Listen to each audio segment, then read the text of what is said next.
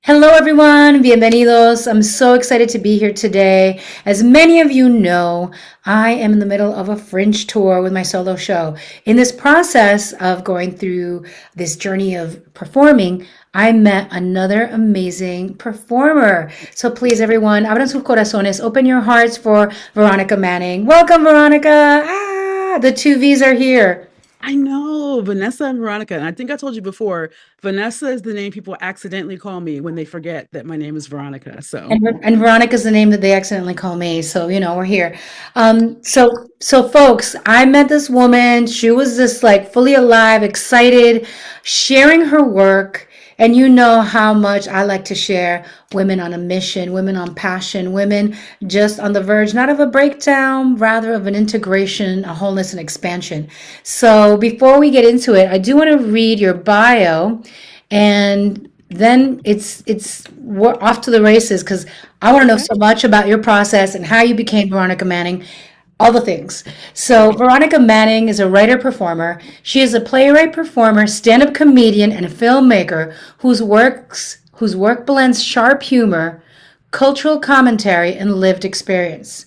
Her semi-autographical play, The Total Veronica Experience, premiered at the 2025 Montreal Fringe Festival, where she wrote, produced, and starred in the piece, and she is bringing the work to the 2026 New York City Fringe Festival. She is the founder of Life is Love Productions, an independent women-owned company creating original work for stage and screen, including the in-progress documentary Rochelle Raw.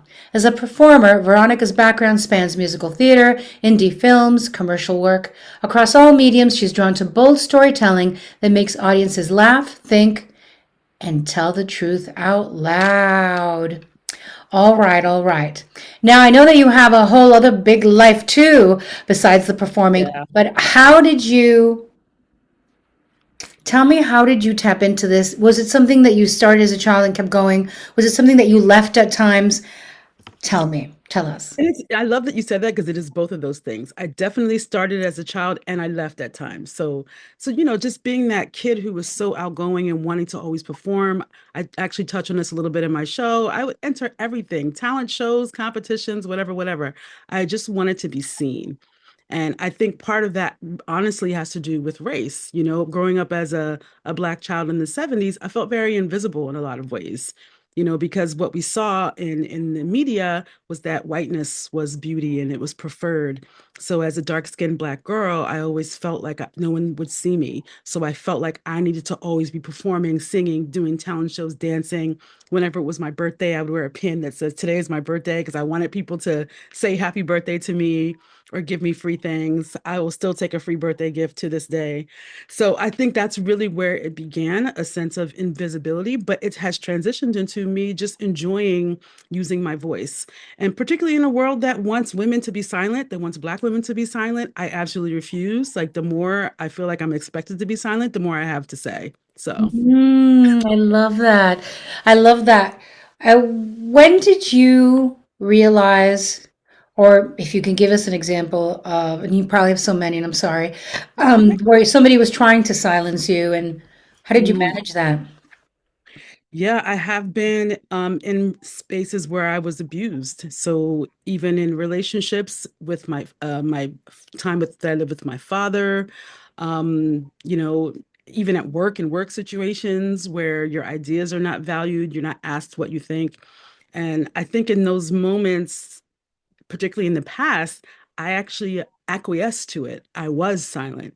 And it would make me so angry with myself that I allowed myself to stay in those abusive situations. I did obviously get out of them and I found my voice and my courage to do that.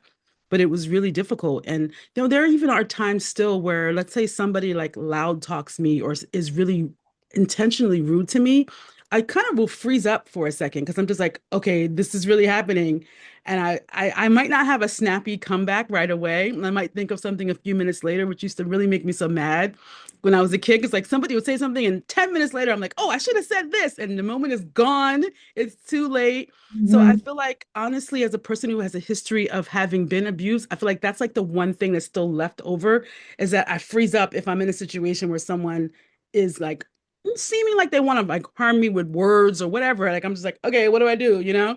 And so yeah, but I mean, I eventually will come to say what I need to say, and it's getting easier. I'm getting better at saying what I need to say in the moment when it needs to be said, but it takes work and practice. Thank you for sharing that. And I'm sorry you went through that. It Thank makes you. sense, though, the freezing, because then you can assess. Because I do believe that we need to speak up, but I know for myself that I always assess if it's worth it, you know? Absolutely. That's It's, very true. This idea of how we have like two ears and one mouth, right?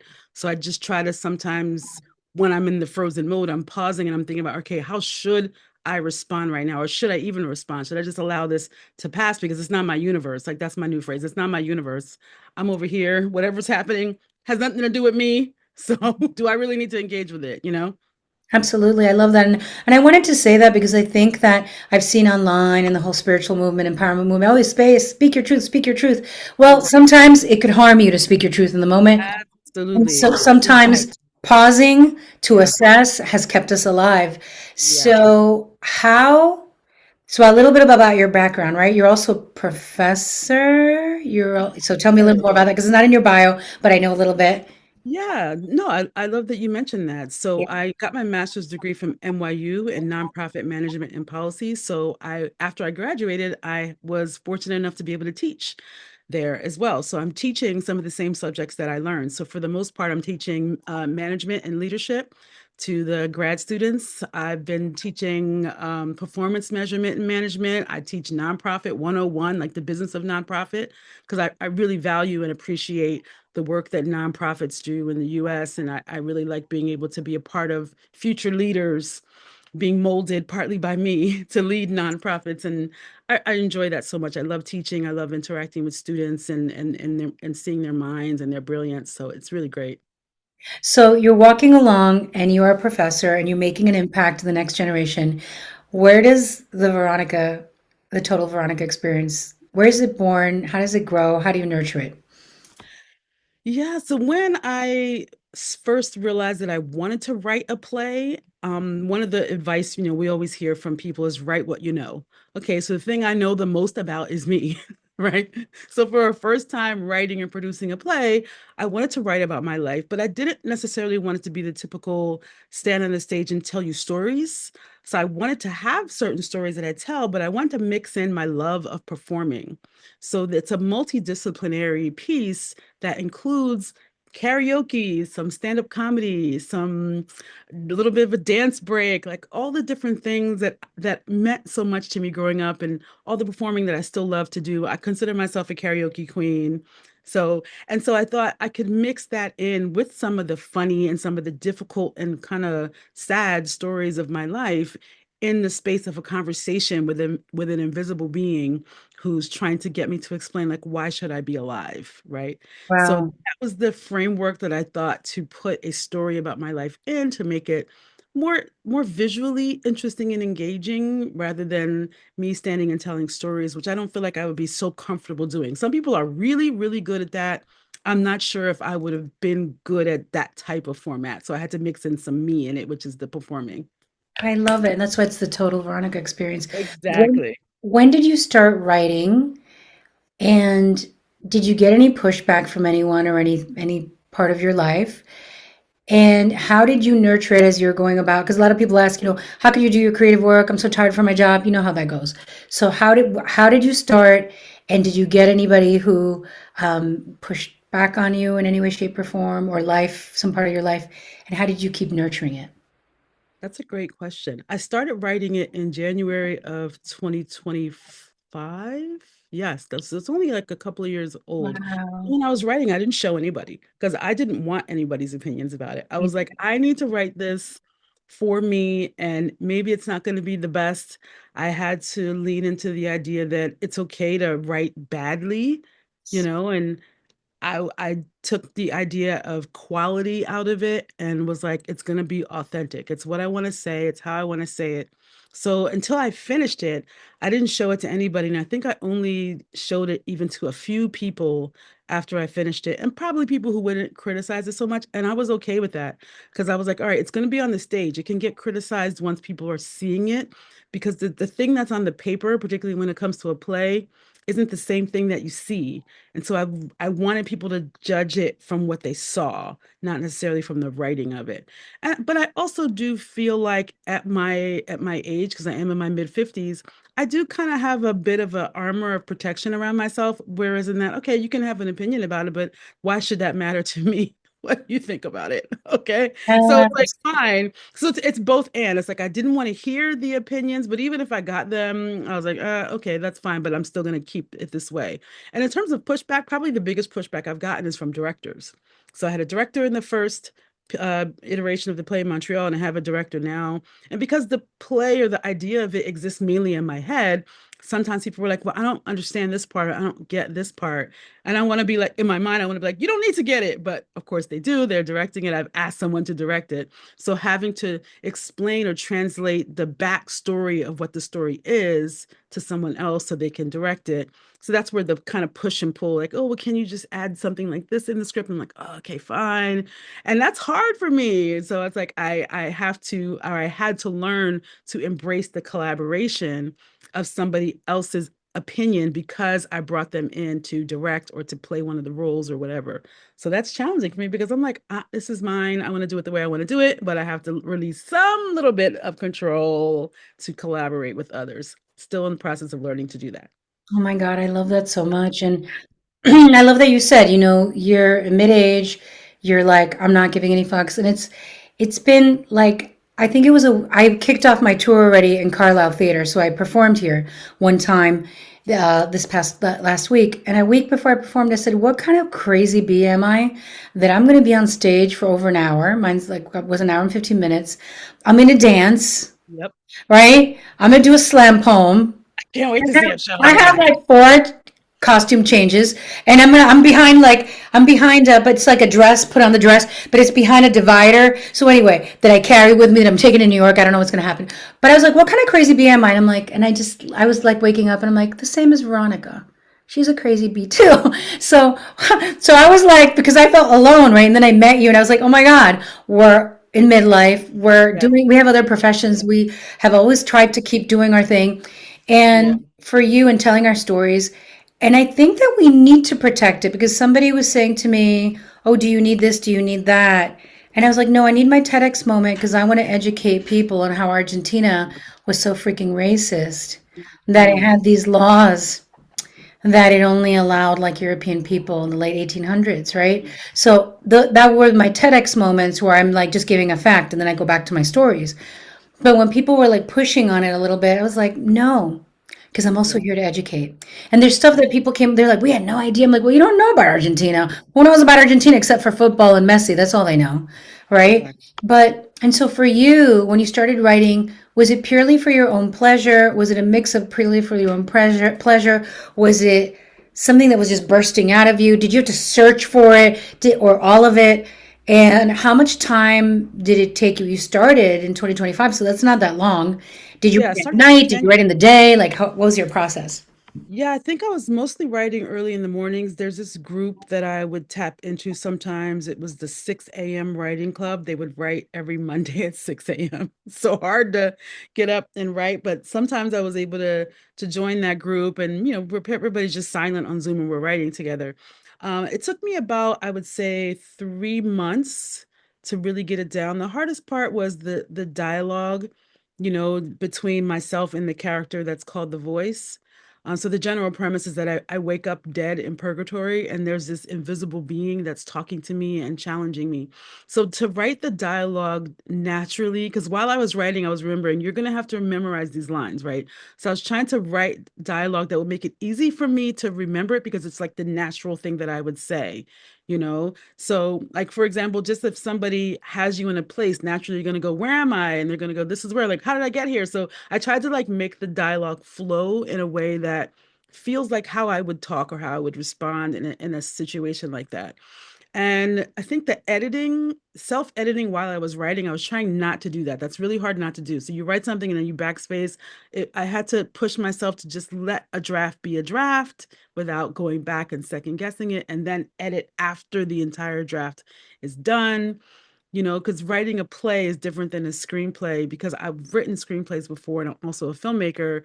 And you can write, and then once you see it on the screen, you change stuff. But it's like people are sitting there in the room with you when they're hearing these lines. And so I had to try to turn off my filmmaker brain and screenwriter brain and put on my playwright brain, which is a different. So it was hard. It was hard. And again, I'm just trying something for the first time and wanting to do it in my own way.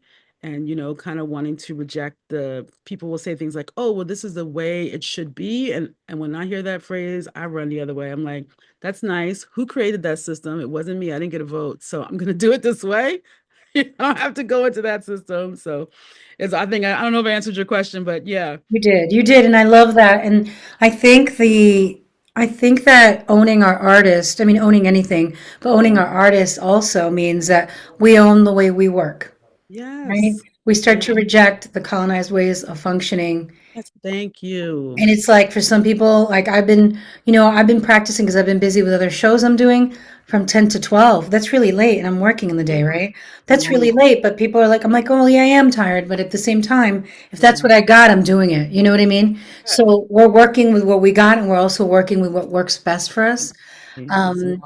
So let's see what else is coming forward. What else is coming forward? So you did not take a long time from I'm doing this to doing it. No, I really didn't because I had a time crunch because the Montreal Wait, Film did happened you in submit before you even finished writing? I submit before I even started writing. I had written. Okay, okay, I love you. That's it. Everybody, please go I see don't her know if show I'm in gonna New get York. into this festival. I'm not gonna write a play and then I don't get it. I don't have time for that. I have other things to do. So they were like, "Oh, you got in." I was like, guess I better start writing." Because I work better with a deadline. It's hard for me to get stuff done if there isn't some other accountable thing I'm accountable to. And I've learned that about myself over the years. I could write a novel, but who's asking for it? Nobody. I'll do something else then because nobody's waiting for my novel. Do you know what I mean? But if somebody was like, "Oh, we want to publish a novel and here's this advance and you need to finish it by December of 2026."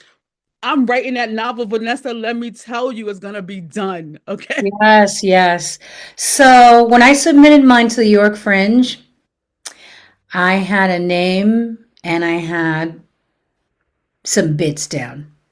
And then when they accepted me last year, that's when I got to work because I was doing other things. Same. See, the same. So for everybody I had listening, the name. I had the name, so that's good. do not say I can't do it. I see a lot of people, oh, I can't. Just go. And this is a way for me. Like I used to plan my retreats where I would just pick the date, put the deposit. I didn't know what it was going to be exactly about, but I knew I was going to fill it. And then now I had to do it and I had to sell it and I had to share it. So don't be afraid to take a big leap and trust yourself when Yes. something is strong enough within you to sign up for something and play by ear. I think that, don't you agree that we've been made to kind of fear failure to the point where a lot of people don't experiment? Like we're supposed to Yes. try things. We're supposed to try things, and failure is a misnomer anyway, right? With that famous quote by Nelson Mandela, "I never fail. I either win or I learn." So what we call failure is really just lessons. It's just learning. Because what is failure? Like what even is that? It's a construct. But I like what you said too about how you just picked a day for your conference, your workshop, and just did it. I did the same thing last summer because I wanted to make a movie. I was like, I just want to make a movie this summer. And then some women online had given away a 15-minute film school. Sounds really weird, but she just gave these 3 lessons. And one of the things she said changed everything. She said, just pick a day and then just make something. So I did. I just picked a weekend in August. And then I was like, I'm just going to make a movie. I don't know what it's going to be, but I picked the weekend and all these things happened. And I ended up meeting Rochelle Raw, my friend Rochelle. And I was like, I'm going to make a documentary about you. And we filmed it on those 2 days that I had picked months before. I hadn't even met her yet when I picked the days. So that's such a true thing. And now I'm like, I'm making a movie every summer and I'm going to just pick 2 more days this summer. I don't know what movie I'm going to make. I'm making a movie. Oh my So I God. love that. I love it. I love it. And I bring this up too because maybe you've seen this, but I've seen it. And a lot, especially in the spiritual, personal empowerment world, everybody's like, I have to sit with it. I'm sitting with it. I'm Mhm. sitting with it. And it's a year later. And I'm like, how'd it go? Mhm. I'm sitting with it. Like, girl, get up. People, and this is what I would say. I'm like, okay, we all need a moment. Maybe we do because we all process differently, right? We all need our moment. But I Yeah. also believe that spirit is fast. And Yes. that's why we all have ideas, and that one person makes $1 million off the idea because they ran. Meanwhile, we're like, I need to Mhm. think about it, talk to my therapist, and I need to go talk to my indigenous shaman. Now I need to talk to this one. I need to do an African dance. I need to do an offering to my ancestor. You know what I mean? I know what And you mean. Let me so, give you a quick example of how go, quick spirit tell, is because you just said tell me. this. So I'm Yes. staying in somebody else's apartment right now. They're not here, and I don't know where anything is. And I was looking for a Sharpie. I wasn't really looking, I was just saying to myself, oh, I wish I could know where a Sharpie was. So I was standing by the door and I said out loud, I need a Sharpie. And I just looked to the right, and there was a box with pens and Sharpies. And I hadn't even looked for the box. I'd never seen that box since I was in the apartment. And the moment I said it out loud, my eyes went right to where there was a Sharpie. Oh my God. And I was like, thank you, Spirit. I just said it out loud. I was like, thank you, Spirit. I asked for the Sharpie and there it is. Yes, exactly, exactly. And so, para la que están mirando, for the ones who are watching, Hmm. and I would say that there are definitely people who take more risks. Would you say that you feel Black women take risks? I mean, nobody's a monolith. Nobody's a monolith. Of So we course. know that. But I know that immigrant Latinas, some of them don't because they're just going to play it safe. But a lot of times we have to because we have no other choice. So how do you feel about that, about taking artistic risks? From what I've seen in general in my own experiences with Black women, particularly of my age or even younger, I think the risk tolerance is generational. I think Right. people of Gen X and older probably take a lot less risks. I think the Gen Zs take a lot more risks, the millennials, and that could just be about youth. Generally we take more risks as younger people and we are more risk averse as we get older. Whereas I'm intentionally taking more risks as I get older. So I'm trying to push back against that natural tendency to become a little bit more conservative and risk averse as we age. Because I feel like if this is almost over for me, let me do all the stuff that I said I was going to do and I didn't do. Like I already told myself when I turn 80, I'm going to go skydiving. Because at that point, like, what do I have to lose? I'm already 80, bro. I'm jumping out this plane. Okay. And you know what I mean? That's my plan for when I turn 80 for my 80th birthday. Oh So my you see God. what I'm saying? So that I think the risk averse is more about age actually than race, I would guess, if I were to be a I do focused agree with you. biologist. And even when I asked you the question, I'm like, Vanessa, we're not a monolith. But what I Right. would say is this, is that what I would say, even having los complicados, the Latino, Yeah, yeah. that in general, the people I've talked to are like, we don't have time to do that. Like a Yeah. lot of Latinas are like, whatever age. They're like, I gotta go to Hmm. church, I got my family, I gotta go to school, I gotta Yeah. gotta. And I'm like, girl, but we need to have Mhm. fun too. And I know that Latinos have fun anyway, but that's why I've been talking a lot about improv. Like, yo, it doesn't have to Yeah. be a white sport. And more and more Black folks are in improv in Baltimore and New York. But I feel that it's like even people think that hiking is a white thing. I'm like, excuse me, we've all been hiking. Our indigenous ancestors, wherever they were from, were hiking to get places. So I love that you said it. It is generational. And I And think, yes. I didn't mean to interrupt you, No, go sorry. ahead. No, go But ahead. I also do want to say that what you did say, I think also has merit because under a white supremacist system, it is hard for us to take risks because there's more of a cost to us than to those who benefit from that system. So Yeah. with Latinos, with Black people, absolutely, I think we're slightly more risk averse than we would be outside of an oppressive system, right? Absolutely, absolutely. Well, I'm so glad that you're doing this. I'm so excited. So I wanted to ask you the questions that I ask here because I know we could keep talking because you're amazing. What ancestral patterns or kind of inherited ways of being did you have to heal or Mhm. release or integrate in order Mm. to be who you are today?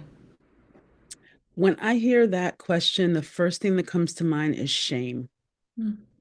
And I really feel like I have broken the chain of that because not just in my family, but so many families, and I think you even mentioned this other times that we've talked, is that particularly around female sexuality, around gender roles. There's a lot of shame that gets passed down through generations. And I talk in my show briefly about being queer. I mentioned sexuality and how I like sex. And those were things that people before me did not talk about.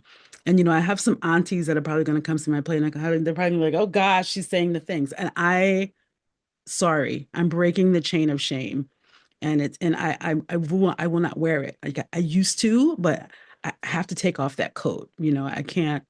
So for me, that's the main thing is this idea of shame around our stories around abuse, because abuse is always hidden in families. There's just like that family secret and nobody wants to talk about. So therefore it doesn't get solved because nobody wants to talk about it, right? It doesn't get brought into the light, and I'm bringing it into the light, you know, in all the ways. So I think that's the main thing that those are the ancestral chains that I'm breaking for sure. I love that so much. Thank you.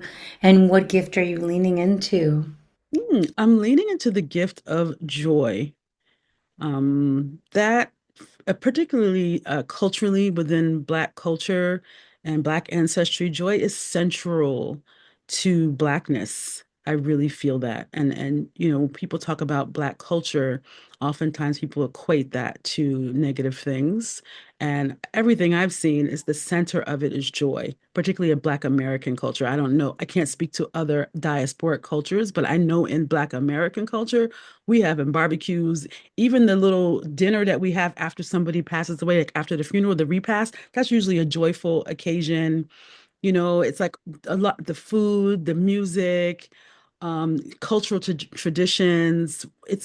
The joy is in the center of that. And so I'm tapping in and bringing as much of that as possible. I mean, I haven't been to New Orleans, but I've heard that even like the second line culture in New Orleans, where they kind of march down the street in a funeral march, but it is such a joyful parade, but they're carrying a casket. You know what I'm saying? So, and that comes from ancestral traditions that I don't even know about, from Haiti and from other French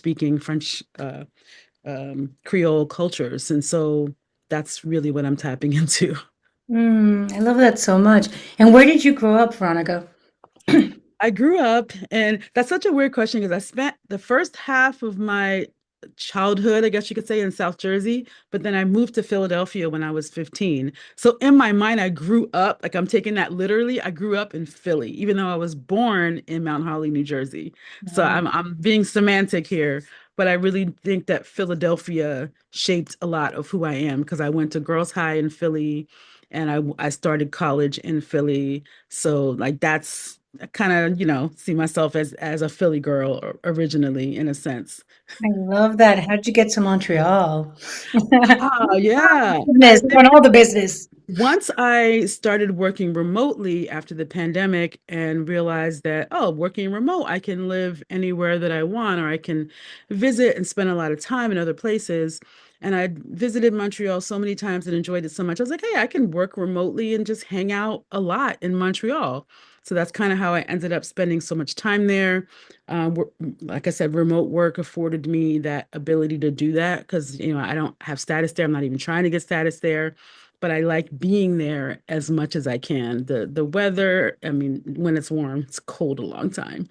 But just like the cultures, everybody's outside all summer long, biking, walking, picnics in the park, drinking wine, eating croissants. It's just I really enjoy that. So for me, it's just it's a music city, so many festivals. So all of that is what I love so much about Montreal. I love that so much. Do you have any message that you want to share with our audience, just from your heart? Yeah, I think the only thing I would say is kind of the theme of what we're talking about here is just like speak your truth. And, it's okay to be scared to do that because that's the definition of courage. Courage requires fear. It's not courage if you're not afraid to do it, right? And so it's okay. We can be courageous, we can speak, we can be ourselves. And I think that's just a general message of life. Let's just be us while we're here. Yeah, I love that so much. And I love the gift of joy that you're bringing through from your ancestors and your world. Can you let us know where and when you'll be performing and where people can find you? Yes. So the Total Veronica experience is going to be at The Rat NYC in Brooklyn on 68 J Street in Dumbo, which is right at the York stop on the F line. The show premieres on April 4th at 7 p.m. And I have four of the shows on April 11th, April 6th, the 11th, the 15th, and the 17th. And all of those can be found on my link tree, which is linktr.ee/life is love. And I know that Vanessa will put this in the show notes. You can find tickets there. And my Instagram is at life is love. And if you DM me, I will give you a 20% off discount code for tickets. And live stream tickets are also available. So for the shows on the 6th, the 11th, the 15th, and the 17th, if you cannot come in person, you can buy a ticket to watch the show on a live stream, which is kind of really cool for theater. It's like you don't know who's watching. Oh, I love that. It's, So, it's creepy though, but exciting. Yes. and I also want to shout out my team. Yes. Director is named Sandrine Dupaton. She is a wonderful director and dramaturg. She's helped me develop the script so much, helped me really bring out a performance for myself. And I have an actor named Oheni Cornelius, who is such an incredible collaborator in terms of what he brings. He was the director for the first version of the play, and now he's acting in it as the voice. And he has so many different levels that he brings to the character, and it's so great to work with him. He's been my friend for many years. And so, yeah, just wanted to shout them out as well. Thank you. Oh my God, I'm so Thank excited. you. I think I'm going to be there the 6th. I think I'm probably going to be there the 6th. And wait, when is your first show? April 4th, the same time, time? Chain Studio. At I don't 7. even know. I don't even know. I have to send you the info. Okay. I'm So like- you show on the 4th, and what's the one after that? then I have one. So it's the 4th, the 7th, and the 8th. Okay, so I'll come on the 7th. Okay, and I'm gonna come on the 6th. I'm like, oh my God, oh my God. And I'm still like looking to get secure housing from all the friends out there in New York. So if you hear this and you're in New York and you want to have me in your house for a couple of days, I'll exchange some sessions. So it's been such a pleasure, Veronica. You're as amazing as I felt it, as I knew it. And I'm so glad that we get to share you with the viewers who've been around for 7 years. Por favor, compartan esta entrevista. Please just share across, invite friends in New York to see the show. And you were going to say something. Oh, no, I was just saying thank you for having me. Sorry, I didn't mean to interrupt you. No, it's okay. Thank you for being here. Gracias a todos por estar con nosotros. Thank you for being with us. And remember que se necesita coraje, se necesita fuerza, y tenemos que salir adelante. We really have to be brave, courage, keep moving forward, and to bring that ancestral joy, to bring forward our dreams. And hey, we have one life. Let's live it. Mucho amor, in the famous words of Veronica Manning. Gracias. Bye, everyone.